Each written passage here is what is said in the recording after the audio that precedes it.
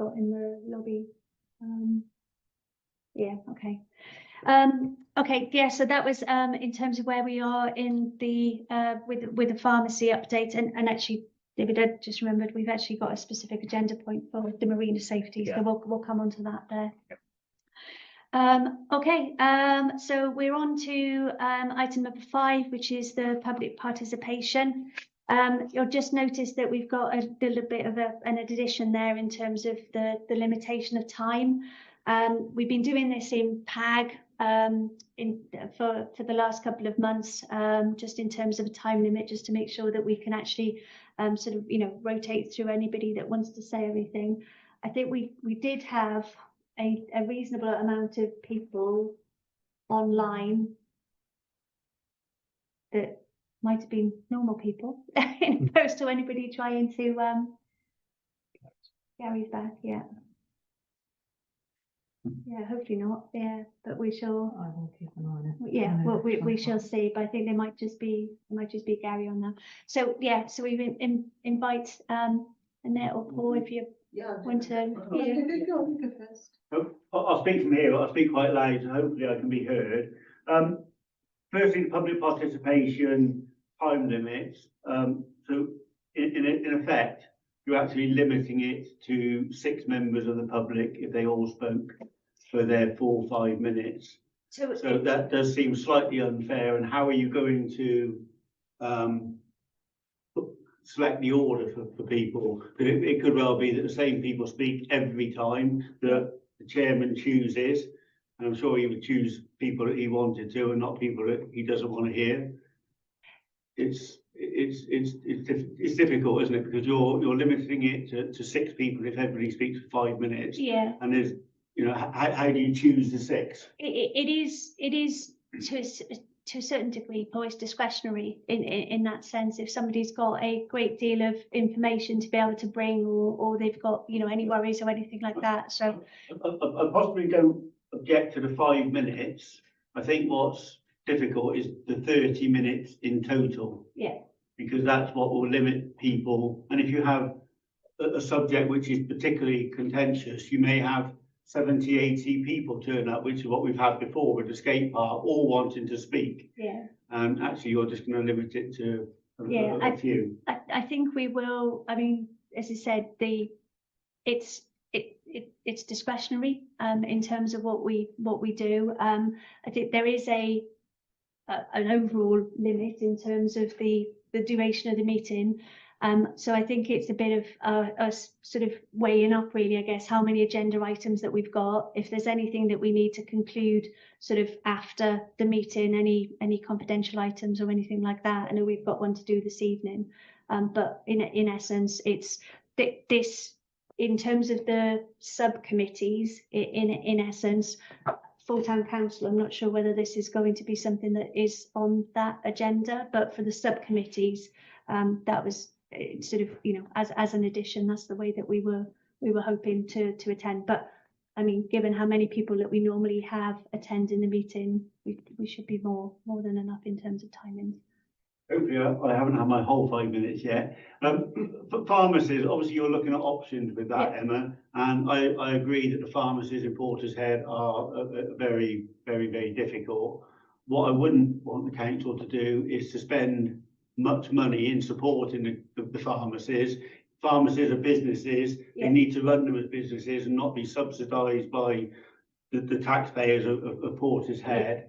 My one very quick final one is to do with the confidential item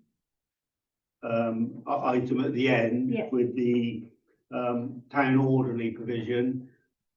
It's difficult because I don't know what your suggestion is, but this council spends far too much money on staff, and I would just like to make that point. So if you're thinking of renewing it, increasing it, whatever, or getting rid of it, unfortunately, I think it's this council spends too much money on staff, and so I would urge you to reduce your staffing figures.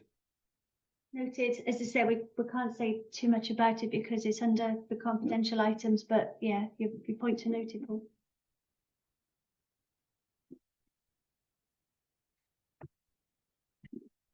Gary, no. And yeah, luckily we haven't had anybody else join us, so Is anybody else speaking on as a resident? I don't, all of you, but no.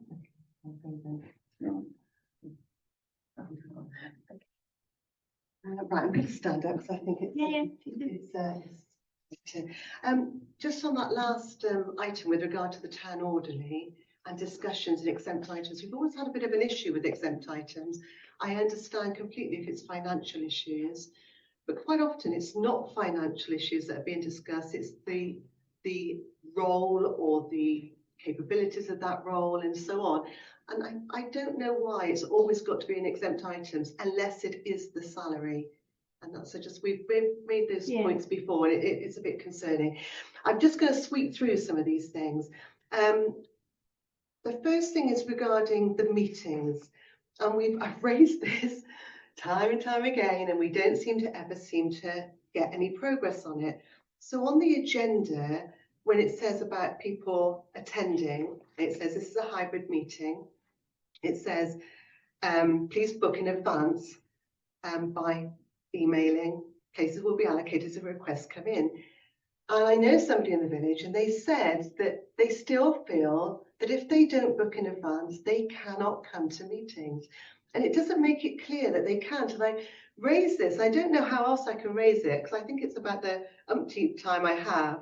And I think what the wording needs to say is for priority booking, you could book in advance. So in other words, if a meeting, you can put this in your own words, but if a meeting is going to be really busy and people want to guarantee a seat, yes, book in advance, but to prioritize that, but it does make it sound like they shouldn't be, they can't come to a meeting unless they book in advance. Is that on the website? Yeah, it's off your website even tonight. Right, okay. Okay. So And the last times, and the time before Yeah, that, I've so raised it. You know, it's not just picking community matters. It's every meeting. I've raised it at the full council meetings as well. So we've updated it on the agenda itself, but obviously if there's something on the website that is using templates, it's off the meetings website. Yeah, okay, then yeah, we'll update that. So that's the first thing. With regard to the West Town vacancy, I had a chat to Samantha Usher in North Somerset Council, because again, and people in Portishead talk because, you know, we're a community town, we discuss things. And some people have seen the posters, although the one outside the folk hall is very tiny on A5. And it didn't say about emailing the council to ask or request a by-election. So having heard sort of Wendy's comments at the council meeting, the full council meeting, that you have to use the specific wording from North Somerset Council, I checked it with them actually, and you're probably not aware of this because it's probably a standard thing that they've always done. They actually said that that standard draft is what they send out to all councils. Once you get it for that first notification, it's then the town council notice, and you can add on to that whatever you want. So I'm sure it's not going to be the last by-election because this council does seem to go through more town clerks. I hope you're not going to go, Wendy. More councillors than I've ever seen any administration go through before. So if we have another situation where councillor is disqualified like this time, or they just resign, or they, you know, just don't turn up, then I think we need to make sure that it does include email in the council. And just as that correction, I know at the full council meeting, Paul Gardner said that it was a vacant seat, but it was a disqualification that caused that seat to become vacant. And I think it's important that people know that, and not everybody does. So that was that. Why have I got that on there? Oh, it was the transport hub. I'll come back onto the transport hub in a moment. I've added it on as a separate thing. Engagement, the engagement group. I'm a little bit concerned that when we have a full council meeting and subcommittee meetings, there isn't the best engagement with residents who are speaking in public participation. And if you look back at some of the videos, not necessarily your videos, because I don't know where your videos are always pointed, but it doesn't look like there's great engagement with the public. There's very little eye contact. There are some councillors who do not look up once at the person speaking in public participation. They have their backs to the public. And so if you're talking about an engagement group, councillors have got to be seen to be engaging at meetings as well. And so I think that's a really important aspect, that, you know, if you want to engage, and if you've got members on that engagement working group that don't engage in meetings, it's not going to give the public very much confidence that they're going to be listened to, especially on the important topics that that group sounds like it's going to be raising. Okay. Yes, the bus transport. What we didn't realise at that last meeting was that, and it took up a majority of that meeting. It was ridiculous.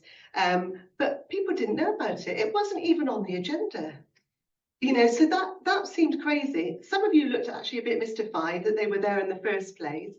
But the North Somerset councillors and the officer, I think it was 2 officers and a councillor, 1 executive member, they thought, and in fact her words were, that's why we've come to the meeting tonight, to find out what the public feel about it all. The public didn't know about it. And the public in this town need to know what's happening. And what I didn't realise was, and I don't know why I didn't, but that document, there was a document that was issued in 2022, signed off in 2023, and it mentioned top-ups and all sorts of things with regard to funding. But why haven't the public in Portishead heard about that? And it mentions specifically the hubs, the major transport hubs that's going to directly affect, if they have their way, Portishead High Street and perhaps the Iceland car park, which is known as Wyndham Way car park. And going back to that meeting, although the chap did get a bit sarky, Rob Thompson, about it when I mentioned don't misuse funding just because it's there. We had that with rewilding. And being a lover of Battery Point, having lived here all my life, to see that ground where the trees went in, they died, the trees went in again, they died again. You know, they did that because they wasted government funding. If you can't use the funding properly and in agreement with the public of the town, then don't use it. And if they need to send it back, send it back. Don't use funding just because it's offered to you. And I won't even get onto Burnbeck Pier. I think that's why the engagement session is going to be important, because what we've asked Rob for is all of that information of what's gone before, to allow us to be brought up to date with the constraints of the project itself, the budget, what the money can be spent on. And it'd be interesting to know though why the political party that runs this town council didn't communicate that when it was first muted back in 2021, 2022. That seems very strange. So I'd be interested to know that. I wouldn't mind an email just to confirm why it wasn't relayed to the public. So that would be good. And 2 final things. Going back to what you just said about the engagement groups, it would be good for the public that whatever's discussed about those engagement groups, because what you said it's going to be like one-to-one sessions. It's not going to be like a meeting. It's a drop-in, in effect, yeah, in opposed to. The president is told, say a president asks a very direct question, they're given an answer by whoever's present. I think it's really important that if they're speaking very specifically about something, that should be relayed on the town council website as an update, so that we don't then get whispers. And my worry is with that drop-in that you're going to get people saying, oh, I was told this by so-and-so and I was told this. It's got to be really important that it's from the council, because indirectly, you know, you've got to speak as a town council. You can have. We don't want to be in the situation where we are with a certain website at the moment, where councillors speak and they sound like they're talking on behalf of the town council, but they're not. Okay.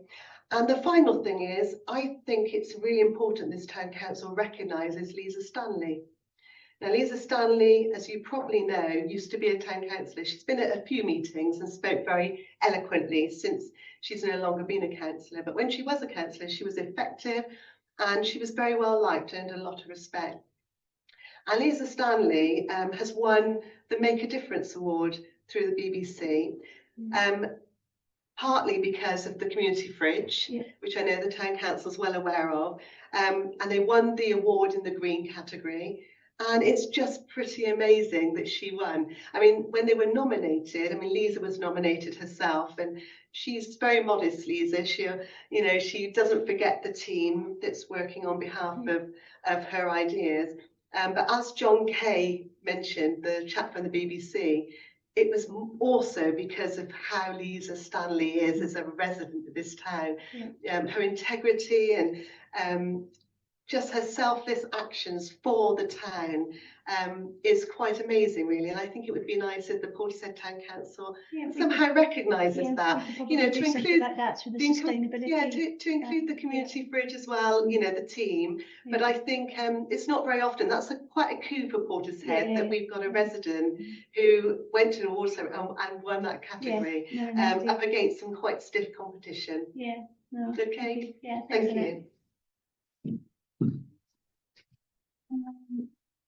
Okay, we've got, is there Barry or Lisa online, anybody that wants to add anything to participation?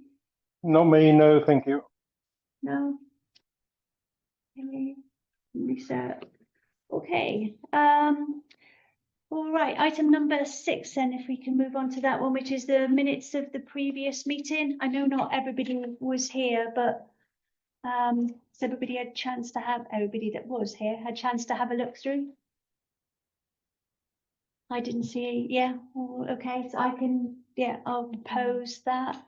Second, and all of those, the 3 of us that, Thank you. I'll sign. Is this my copy to Yes, sign? it Yeah, is. okay, right, I shall do that in a sec. Just put that somewhere, so I don't scribble on it in any other way. Okay, and item number 7, so I'll hand over to David for this one. So it's the marina safety update and the report that we have. Thanks, Emma. So concerns about marina safety were raised at the annual residents meeting back in May by Steve Rees following the tragic death of his son in February the year before. And as a council, we've been working with Steve to look at the possibilities of making the marina safer. I said a few words about this at previous council meetings, so I'll just summarise our findings to date and then just discuss next steps with this work. So as a council, we've had discussion with boat folk who manage the harbour below the edge of the walkway, and they're strongly in favour of protective fencing, particularly in the area where Andy Rees's body was found. A number of us, whilst on holiday, have been looking at other marinas in other parts of the country, and almost without exception, they have fencing around the water's edge. I can speak for Bristol and Falmouth, but there are others. We've been in touch with Portishead Primary School and Portishead Youth Centre to see if they had any particular concerns. Neither expressed any particular concerns in relation to their organisations. We carried out some observations over about 14 hours of footfall along that bit of the marina and on the other side of the marina, just to see how many people passed by at what different times of day and look to see if there was any evidence of dangerous or risky behaviour. We saw on average on the critical bit of the walkway just outside Portishead Primary School about 200 people per hour, often 10 to 20 dogs. On the busiest day, the day of the Eat Festival, a total of 1,500 people and 93 dogs walked past on that narrow stretch. And thanks, Paul, for your observations. And me twice. In terms of dangerous behaviours, we spotted multiple risky behaviours. People cycling 2 abreast, children on scooters going very close to the water's edge, groups of people with dogs on long leads, young kids sometimes quite a long way distant from their parents. We also note that there are 7 licensed premises around the marina area, which obviously, if you've consumed alcohol, that increases risk. And we also noted just from looking at that area that there used to be fencing there. There's sort of rusty metal scars in the capstones along the edge of the marina. So we've done some preliminary investigation. We've been in touch with North Somerset Council. Steve Rees has put in some freedoms of information requests to find out the approximate costs of fencing in that critical 200-metre stretch, and the cost estimates seem to range between 20,000 up to 70,000, depending on which source you use. We think it's important that we get our own independent estimates. We've had some recommendations about people who might provide those for us. So to conclude, really, there's clear dangerous behaviour happening in that area. There's clear risk. There's been one fatal tragedy there. We've already written to North Somerset expressing our concerns. David, yeah, there was two. There was a young girl also died a few years ago. Indeed, indeed. So what we intend to do now with our findings are I recommend that we write to them again with the data that we've collected, just emphasising that there has been a change in footfall in that area.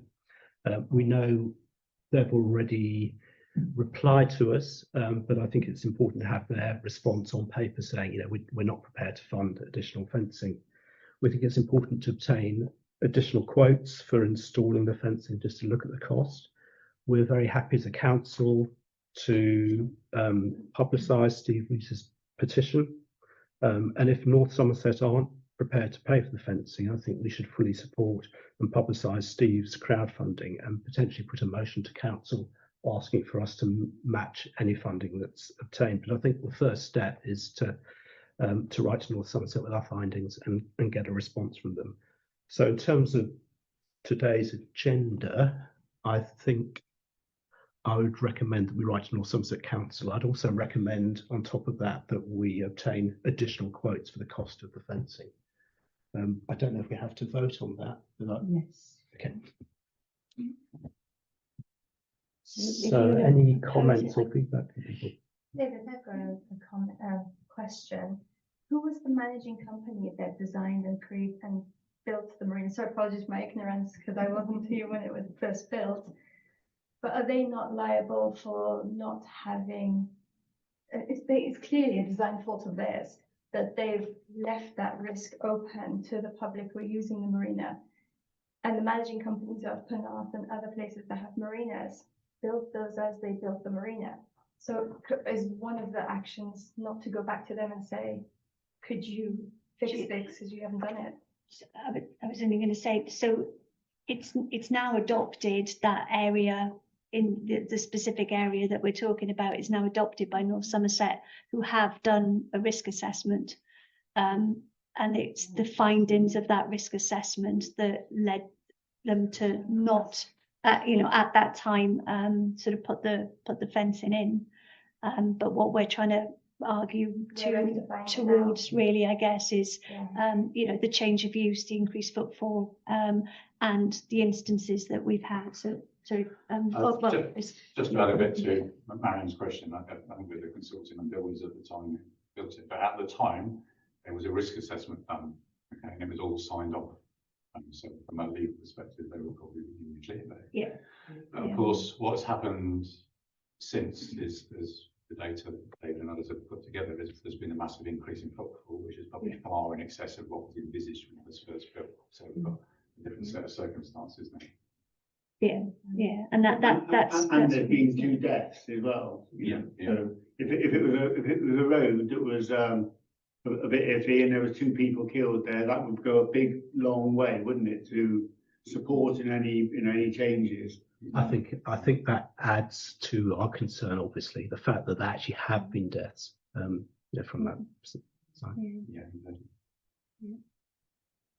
Yes, I would like to just know what the first response from North Somerset Council was to your first letter to them before you make a vote on it. And in fact, there was a master plan for the whole of the dock area, and Crest Nicholson and Persimmon were involved in that, as were Key Marinas. It was someone else before Key Marinas took over. I'm not sure when it went to the boat folk, but the master plan was signed off with the agreement of North Somerset Council. So, as has already been said, there'd be no legal liability, but there was also some sort of what's the word? Let's just say some residents on the marina when it was asked some years back whether railings could go up, some were resistant to the idea. They hopefully, with your information, may not be so resistant to the idea along that quite dangerous stretch now. Yeah, I mean, I think it sounds to me like it's been a contentious issue for some time, and I think Don Cameron, a former councillor, wrote to North Somerset Times earlier this year to say that he had put a motion asking for safety railings to be put in place, and the council at the time had voted against that motion. So it seems to me absurd to me. I'm sorry. Yeah. People's lives are. I think it was because there was resistance to it. So there was all sorts of factors. It wasn't just a political Human thing. life and safety. Yeah, counts first. yeah. indeed.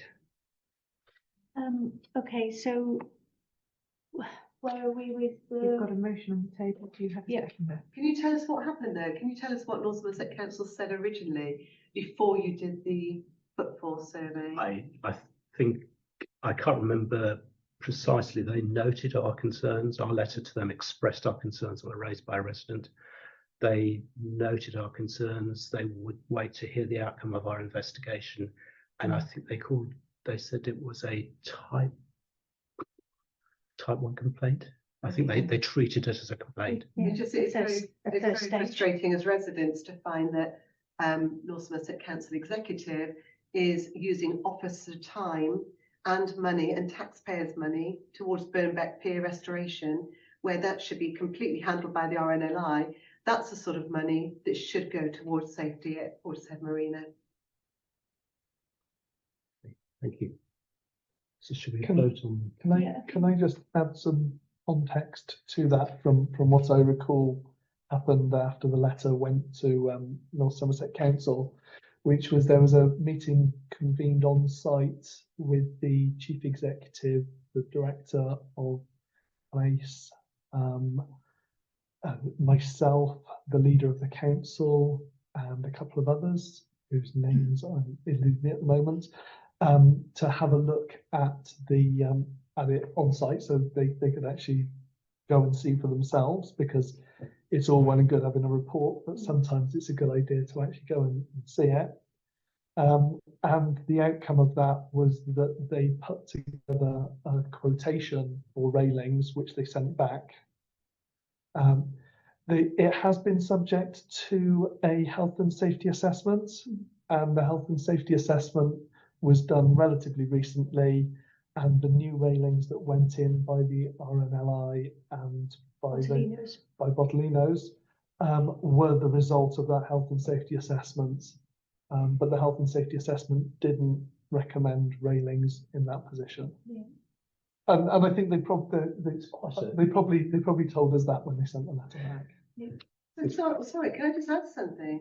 So are you saying that it was North Somerset Council that put those railings in because by the pier? Because you said at a previous meeting you didn't know who had put them in, and you said that online on social media that you didn't know who had put those railings in, and in fact there was some quite contentious debate about it. And I'm furious that you put those railings in by the RNLI station. So you have, as a district council, you might be a town council here, because that wall was actually an extra sitting point for everybody. Nobody's ever fallen off of that area. Lived here all my life, and it's unbelievable that you put railings in there. But as a council, you didn't think it was a health risk down by the Portishead Primary. Can I respond? I'm astounded. I mean, the two things. The report, the health and safety report, the independent health and safety report, flagged those two areas. Perhaps to our surprise, perhaps we would be concerned about other areas. And the health and safety report also made no mention of Andy's tragic death. But I think what North Somerset did was respond to what was written in their health and safety report. It's a confusing situation, isn't it? And it's disappointing. It is, yeah, most definitely. Shame on North Somerset Council, I think, and the executive. Thank So you. should we, You're welcome. you put your proposal? I'm happy to second that, and if we take a vote. So, Can you just repeat the proposal again? yeah, it was, I need to find it on the yeah, original. no, there we go. So it's to write to North Somerset Council with the Town Council's findings and ask them to extend the fencing.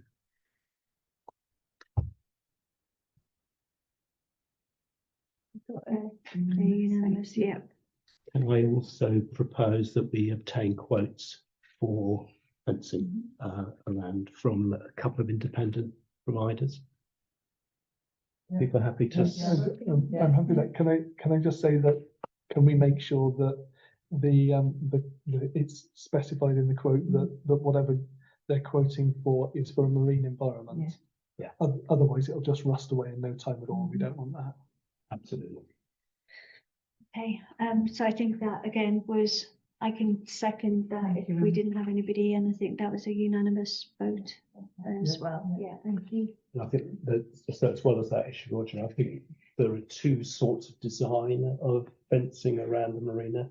And so we can get quotes for a design that's in keeping with the fence that covers most of the marina and the much more basic design. So we can look at both of those. That makes sense. There's obviously a cost difference between the two. Yeah, it's about 15%. Okay, moving on then to item number 8, which is a cost of living cost of living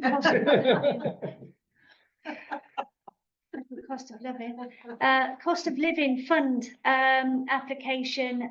So this has come in as I guess we could probably classify it as a bit of a top up really for CANS, so Citizens Advice Bureau in North Somerset. I can't remember the date that we passed the original one. So, so in essence, this is for their crisis fund. So this is where they are supporting any residents, specifically Portishead residents, for urgent and immediate funds. It might be for food vouchers, it might be for clothes, it might be for white goods, in essence. So in effect, we provided them with £10,000. I think it was only 5. 5 last time, is it? Okay, so this fetches it up to the £10,000, but we'll confirm what that was anyway. But yeah, in essence, they are depleted. That I think there's literally about £122 or something like that left in the account. So this is to top up that so they can continue to support the residents. So I think from the I did have it written down, but I haven't brought it with me. I can't remember, David, if you remember what the volumes were of the residents that they've supported with the fund. So shall I read that? Oh yeah, please, thank you. £10,000 you allocated has been used for awards to 67 households and was used for stay and play vouchers for 25 households, food vouchers for 25, household appliances and furniture for 8, energy vouchers for 5, clothing vouchers for 3, a cash award to 1 person and a bankruptcy award to 1 person. Yeah, and that was specifically sort of that came back in to be requested as well. So And they take them to the end of this year until December, or it will in effect it will take them the money that we allot now will need to be spent, or if it is else it comes back into our pots anyway. But yeah, in effect it depends on how this winter goes, because when we saw it last time, it was, as you said, in terms of sort of energy vouchers and food vouchers as well. So yeah, of course. Importantly also, the households who received the benefits, 27 were households with disabilities, 8 were pensioners, and 42 are households with children. So it looks like it's hitting. It's hitting the right demographics in essence. So yeah. So Can we just confirm? I would fully support that the council gives that money. Is it for Portishead residents only? But yeah, I mean, I would. Yeah. It's what we should be spending our money on. I don't know if they have similar funds from other councils, but this is specifically, yeah, we've got that scope and criteria in there, so. Good. Yeah, definitely. Yeah, and yeah, obviously without breaching any GDPR, we in their quarterly reports we get all of the background information with the postcode areas of those that they've supported as well. So yeah, it's well. Has everybody had a chance to have a look through the application? And if we're happy with that, I'm more than happy to recommend it. David is second. Are we all in favour? Thank you. That's Thank wonderful. you. No worries. Thank you. Excellent. Anything else that we need to note with that, or? No, I don't think so. Good. So item number 9, St Peter's Road weed trial update. David, shall I hand over to this tag team this evening? And this is the last bit. So, Can I ask something before you start? How much is left in the cost of living fund?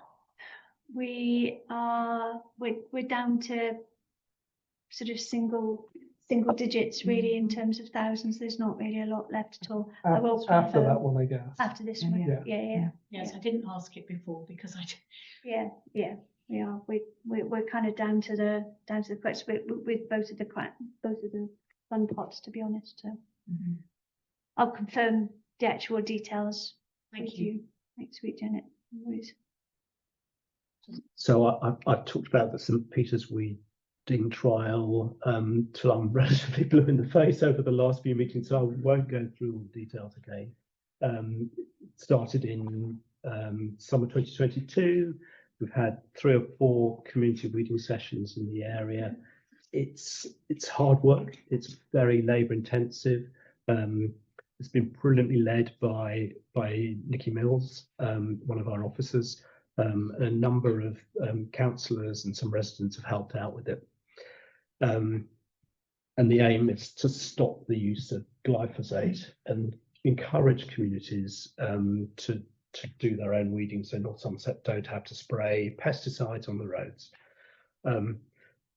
But it was labour intensive. We didn't manage to raise sufficient volunteer numbers to maintain the effort over the 2-year period. So the recommendations our report makes are that we discontinue the weeding trial with reluctance, ask North Somerset to resume targeted annual glyphosate spraying.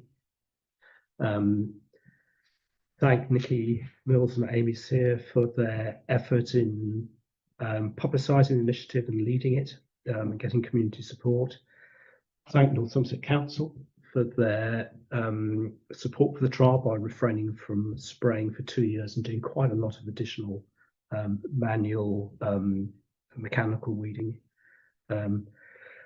We continue to ask North Somerset to repair the tarmac by the damaged curbside, because one of the things we all noticed when we were doing this, that the damaged curb forms a lovely bed for the weeds to germinate in. And Nikki's been brilliant at chasing up North Somerset about that repair. We recommend that any future council initiative in this area, and we'd be very keen to support it, is based around supporting groups who come to us for help. So I think this sort of thing probably only really works if a group of residents say, look, give us some help setting up and supporting our group. St Peter's was sort of selected without any particular local resident buy-in. We should write to the residents of St Peter's, informing them of the results of the trial and saying that weed spraying will recommence. And I think Paul has spoken to Wild Portishead about aspirations for this initiative if possible. Yeah, I spoke to Chris Farring. I guess he was a bit disappointed, but not surprised, I think, is one of his words, that we can get enough people. He sort of has publicised it within the group. But he's kind of supportive of what we're trying to do, and he knows it's hard work as well. He has the same trouble getting people excited. Environmental issues sometimes. And we picked a tough road. We picked a road where quite a lot of the curbside didn't have houses alongside it. You know, there's trees, lots of vegetation growing. So I think we picked the toughest patch. Okay. Can I, I'm sorry, Oh, can I just say, sorry. it's sad that that we couldn't raise enough people to do this. But as you say, not wholly unexpected, I think. And it's such a shame that we went to the Weeds Day down in North Somerset, and there was some really good information down there. But I know I've seen it on the news. You see it from other councils. They're all sort of they're trying stuff and they're moving back to glyphosate. Yeah, so isn't it because of the fact that it's so good at killing weeds. And yeah, there are environmental issues, but it is so good at killing weeds. And the manual option is so difficult to do, isn't it? There was some very good information in that Weeds Day on the way that it's applied, and that there are applications beyond spraying that very much reduce the impact. And I don't know actually whether or not any of that has been picked up down at North Somerset yet, because weeds isn't really my issue. But it would be good if they at least if they're using it, if they're minimising the distribution of it, so less of it gets into the environment. That's definitely policy, because I spoke to Colin Russell, who's the officer. He's a really good client. They're trying to do that. Doesn't always. That is the policy. It's not the operation. Doesn't always match the policies, but they're basically trying to sort that out. Oh, that's good. Yeah, the other thing, it's a bit mixed about whether glyphosate actually makes any difference or not. That's another thing to consider. You can find different scientific evidence. Yeah, but we had that on the Weeds Day as well. Yeah. Okay. Are we going to keep the high street glyphosate fee free? Yes. We've passed a motion to do that. Yes. Yeah. Yes, so this doesn't extend into any other. The high street has a lot less vegetation and it's a lot easier to maintain. And I think the traffic keeps all of it down, doesn't it? Yeah, just the general footfall yeah, as well. that would be good. But who maintains the high street? Do we know? It's Glendale and partly our own orderly, and then there's at least 3 separate, what is that, in Bloom, weeding sessions. At the for moment, that as I well. have a question in Sharon, because outside the new funeral place, it's literally covered in weeds, and we think it's probably up to the funeral department, funeral shop, because parts of the pavement are They're their own, aren't their they? own. Yeah. So I probably need some help to go in there, but I will be going in there if it. Pretty good question, Janet. But I mean, when you just ask Sharon what's happening at the moment, because I'm pretty sure we passed a motion that the town council did not to have glyphosate spraying, and I'm pretty sure she spoke to the Glendale That's at right, the we time. don't use it. Yeah, but if you just confirm that. Yeah, Glendale actually pulls the weeds, and they also string lower down the high street. But there is such a footfall there, and we are very aware that the indication is that it causes cancer. And oh, David. I think the evidence is not good that it causes cancer. I think the strongest evidence is that it harms bees and pollinators. I think it's harmful, and I'm being picky, but I think the evidence that it causes human cancer is not terribly strong. Well, I'm pretty certain it causes animal cancer because of some issues that happened with my own animals, and the people next door used to put hazmat gear on and spray glyphosate every month, and our vets, and it was west blowing over to us, and all our animals died of cancer. And when I asked the vet, they said it was very likely that was the cause, because they ate the grass that was covered in glyphosate in our garden. Breathed in the air. I'll send you the WHO report, Janet. Please. Great reading. But it's nasty stuff. we're much better off with that. And in fairness to North Somerset, they were spraying 4 times a year, and now spraying once a year, so they're really reduced usage. And as Roger says, they're spot spraying now rather than blanket spraying. You know, in the old days, in some parts of the world, you get vans driving on the road with spray arms out. Just so they're doing the best they can. And there are examples of towns that have succeeded in getting rid of gloves. So Frome has got, you know, an active. Bath has got rid of glyphosate completely. So it's, Well, just on a positive note, I was at a coffee morning with Nikki in Southward, and they decided to get together sometime on the weekend on Saturday, and they're making plans to go and see weeds just outside the cemetery. So, you know, it's quite nice to see that locals are proactively, the ones who want to do it are doing it. I think my own sense is the answer is that North Somerset do something like they do with street, so you know, adopt a street, and adopt a street for litter and for weeds.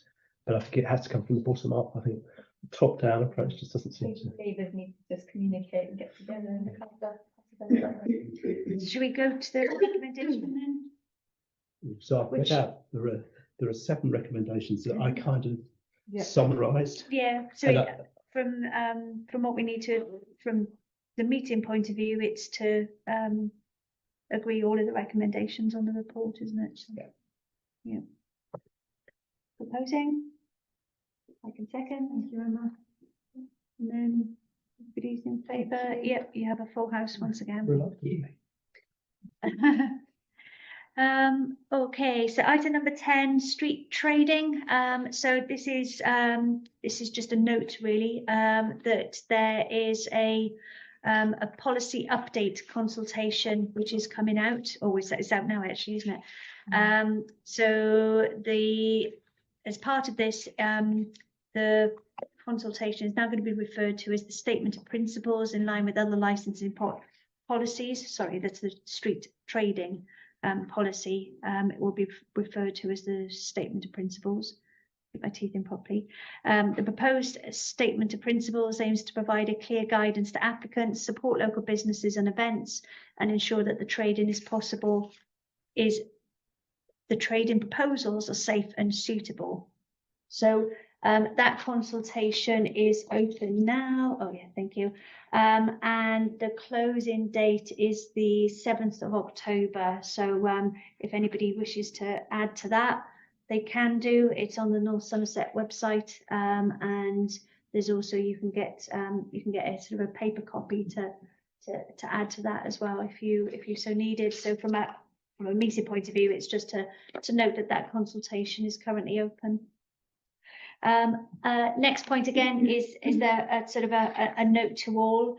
So quickly coming up around now. So Saturday the 5th of October at Portishead Town Football Club, the Town Council along with the Violent Reduction North Somerset and various different emergency services. So we've got the police, we've got SWAS there, we've got the ambulance service. We've got the RNLI coming as well. We've got the beat team. You've also had an inquiry from the air ambulance today, which I sent. Oh, yay! Excellent. So yeah, we managed to speak to one of the paramedics in the heart team. So yeah, we might have their 6-wheel ATV to join us as well. We've got various sort of feelers out to get people there for with music and again through various connections with WASP as well. We've got hopefully the skateboard ramps come in with BMX demos and all sorts as well. So yeah, we're going to have a good day hopefully, and just provide those opportunities for sort of intervention and having those conversations with people, and just exploring the poor outcomes really, I guess, of poor choices in that sense. So yeah, so we're hoping we get quite a number of families and young people through the event themselves. I've also reached out to with a work-related connection that we've got with Bristol City Football Club as well.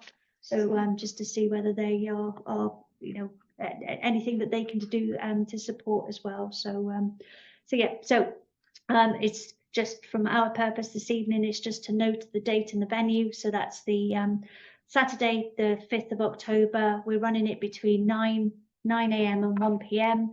And that's when we've got all of the different age cohorts in the town, in Portishead Town Football Club training as well. And yeah, so hope to see as many people as we There can. won't be any parking. We are using the parking of the industrial estate, a couple of Just hundred along the yards road, down. yeah. Yes, yeah, we are. So yes, there is limited parking there at the moment. We're taking more of the parking up because we've got the ramp, the skateboard ramps, hopefully, and the ambulance ATV as well. So yeah, but obviously the businesses and the industrial estates down have been contacted, so we'll be utilising their space for the morning. Okay, item number 12. So our static agenda point here on the carbon reduction and climate emergency. So we've got two proposals that we want to bring to the meeting today. So the first one is in regards a textile bank.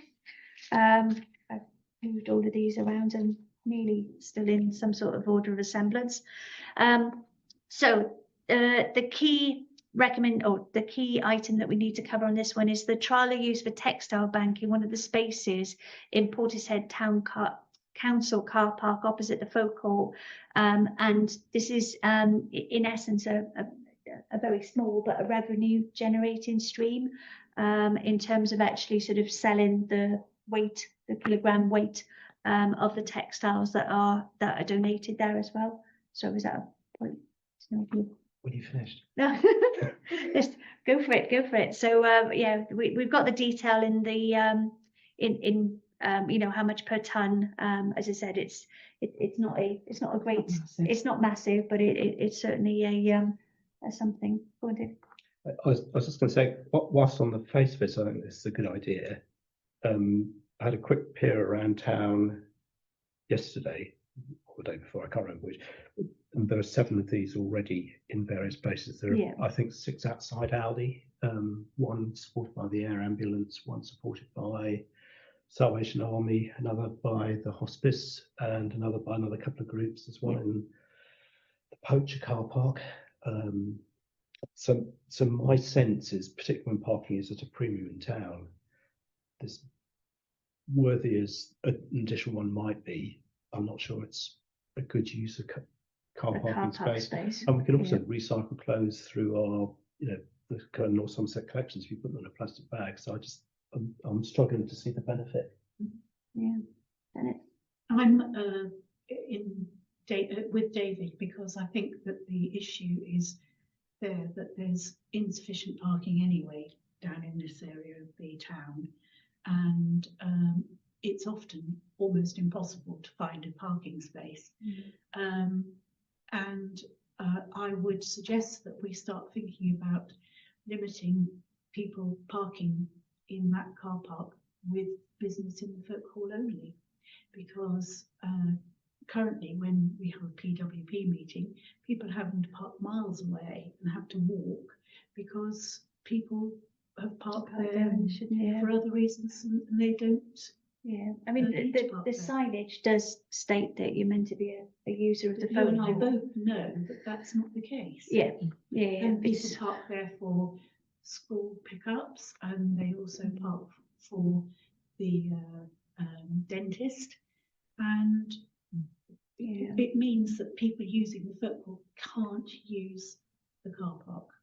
I think in regards to the actual report itself, and not to lose sight of why it is or what it is that we're actually doing, is it possible that we can ask Lynn to review if there's any other locations which it might be more suitable, and you know, obviously depending on it needs to be near somewhere that need, you know, for emptying and as well. So I know it does need to be somewhere that there's vehicular access, but at the same time, I just wanted to ask a question actually, because it says Portishead Town Council would need to keep the area tidy in addition to the pickups.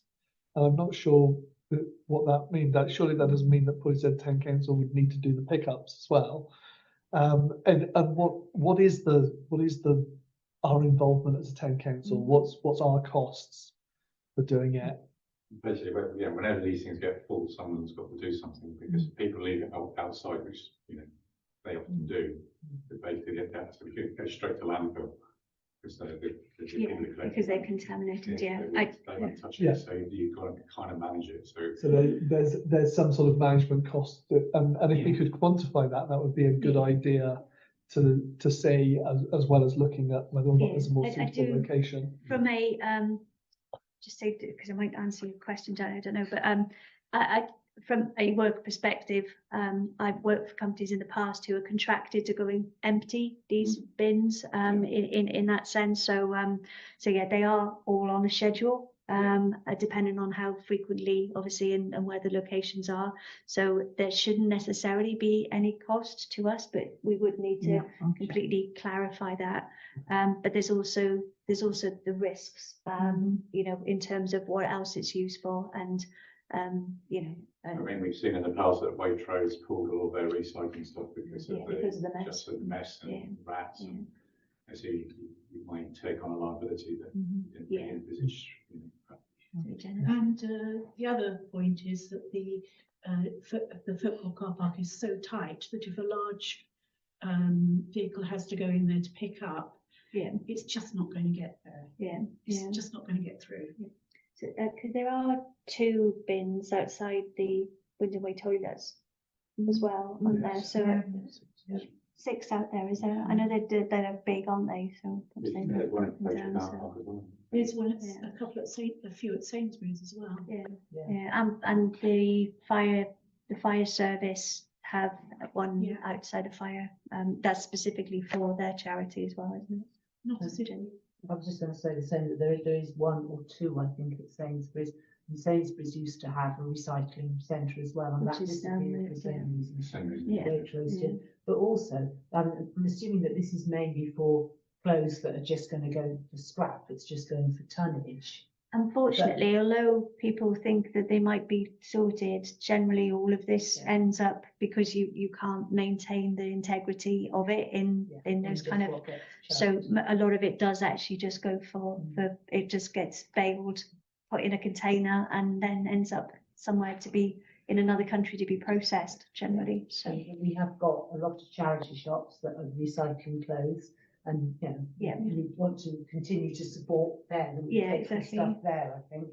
So perhaps I think probably a number of areas to kind of cover for clarity and options, and then we'll bring it back, maybe pick it up outside of the meeting, and then we can work out that recommendation. But at the moment, I would vote against it.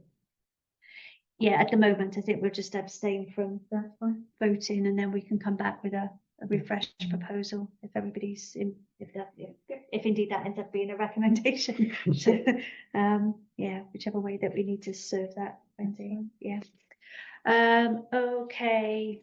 Right, back to the agenda. So we've got item number 12B. So this is the office recycling collection. So there it is.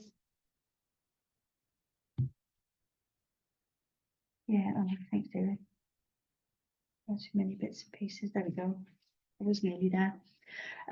Okay, so a couple of us are aware anyway. There is already a waste pickup of paper and cardboard from the folk hall, but no office recycling of consumable waste, which is just produced by staff and visitors each day. So this specifically relates to plastic bottles and film, tin, glass, and food waste. So the trial, which has already commenced in the office, and I presume from the folk hall in terms of the use just of the office at the moment. Okay. Just the office.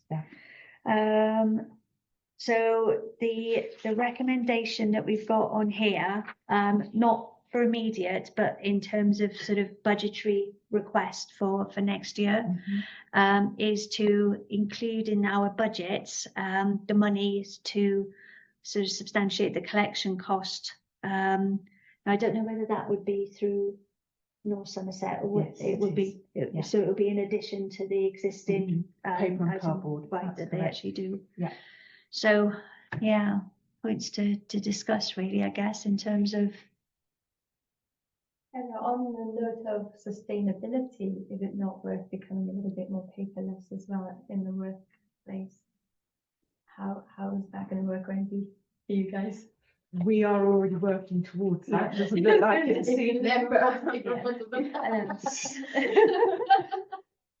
Yeah, we are working towards that.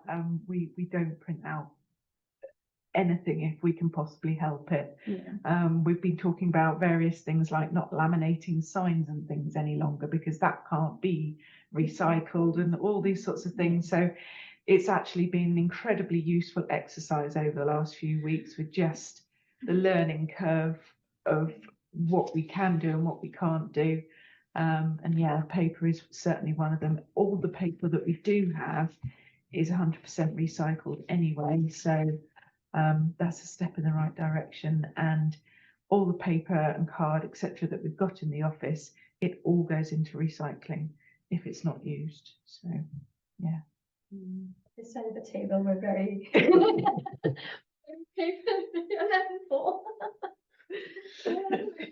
yeah, covered it. Except I will stand up for you because I do know that if you're having to chair and note, very often you need a piece of paper and a pen. So, I mean, obviously the proposal that we've got is the cheapest proposal, isn't it? In terms of, because if you go out commercially, it's going to cost a lot more to this. So I guess at the moment, the only recommendation that we've got is to consider the addition to the budget. So, and we're getting to that point in the year where all things budget are on the table. So I think we're probably, sorry, Roger, go on. Yeah, no, I'm just going to say I was surprised that we don't have a general waste contract. Having a business, it's just one of those costs of being in business that you pay. And I've only got a couple of members of staff, but we still have to deal with the food waste and everything else that comes in. So yeah, it's a fact of life, and we have to do it, I think. Can't you take it, share it around and take it and putting each other's? That's currently what doing. happens. So yeah. But the legislation's coming in that we won't be allowed to do that anymore. Okay. As a business, we have to ensure. It was partially a joke because I can understand. I was looking at the cost. We do try with our mouths. I think John did mention that he's got a little bit of money in the pot left for anything in addition. Yeah, so I I think 410 is not bad. It's not a substantial sum of money. It's not, no. And yeah, I think it adds obviously, in terms of the declaration that we made, and ensuring these things don't get into the wrong sort of rubbish streams as well. So I think I think it's going to be a necessity. So I'm happy to propose that. If Roger seconds. Thank you, Roger. And we are all in favour. Wonderful, thank you. Thank you, everybody. Item number 13 is the signposting and referrals officers update. I think I've well lost that now.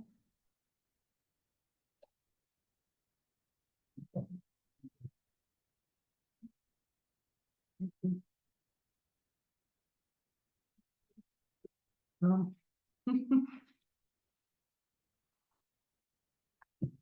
lost it.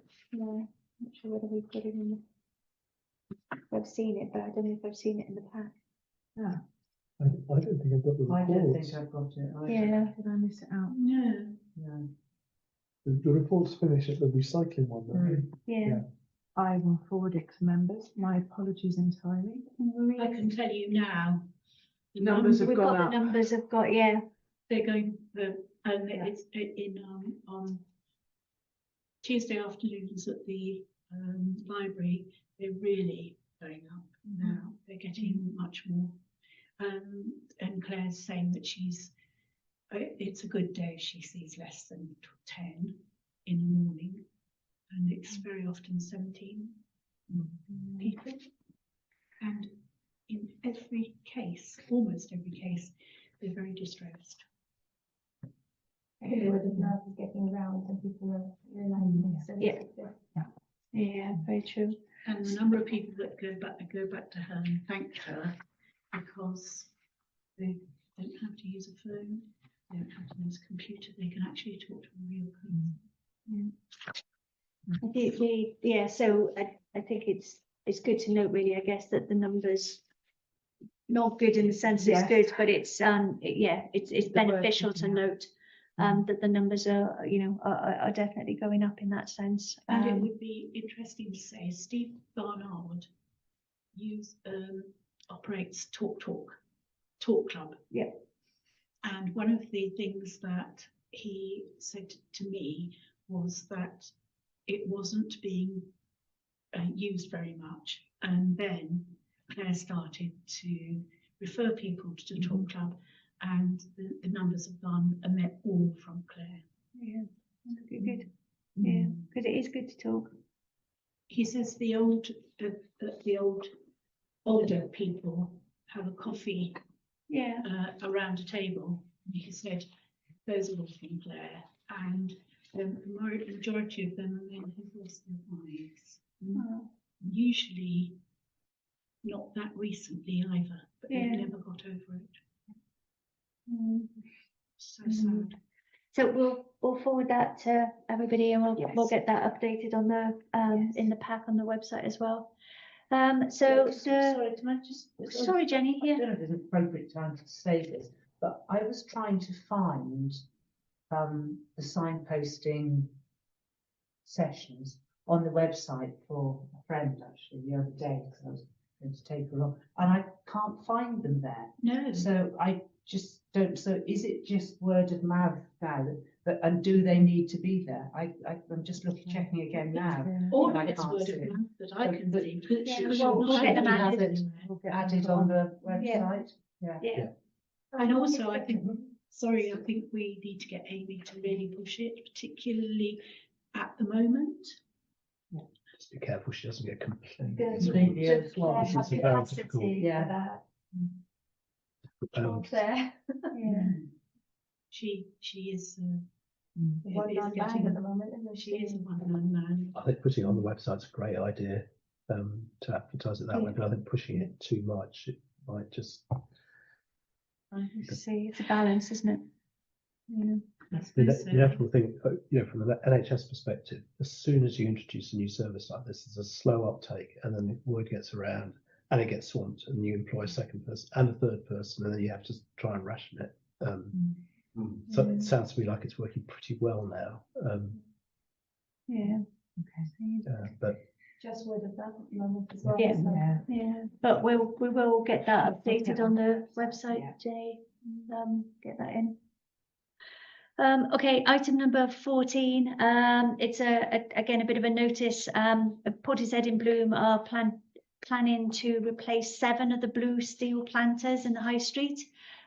3 of the ones which are outside Waitrose Garage, and the 4 that are outside sort of Greg's in that little sort of setting area there. New planters are the same size, width and height, but they'll be navy blue.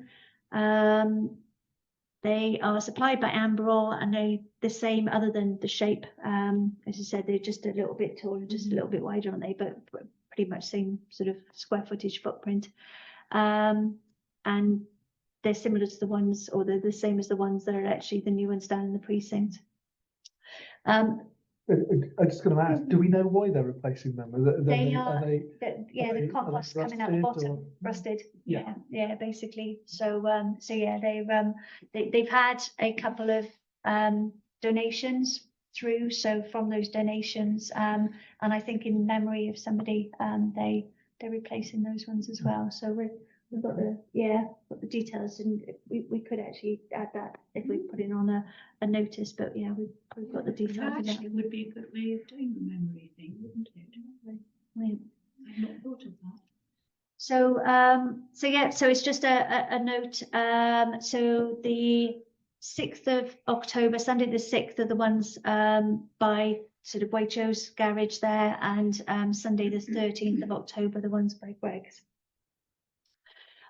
Next item is number 15, which is just a note about the admissions arrangements, the consultation. So I have had a look at this consultation, and that's basically it's a consultation just to confirm that the North Somerset area that the school admission covers, and that's really it. You've got 2 questions to answer as to whether you agree with the area and if you want to say anything. So if anybody's got any time to do that and has anything to input, please do. It's the quickest consultation questions in the history, but it's something that apparently they have to do every 2 years. So yes, so your opportunity is open now, don't miss it. And that's it really. So item number 16, date of next meeting. So that's Wednesday, the 23rd of October at 7:30. Unless anything changes, that will be up here in the Boygan room. I'll let people know if it does change. Yep, and there'll be notices on the door to direct anybody that's attending. Fetches me to item number 17, which is the exclusion of the public and press. So under the Public Bodies Admissions to Meetings Act 1960, members of the public and press are required to leave the meeting at item 18 due to the items of being confidential matter, confidential contractual obligations. So I shall propose that to exclude public and press. We need to, yep, 7 seconds. That's all of us for a vote. Yeah, got nods all round.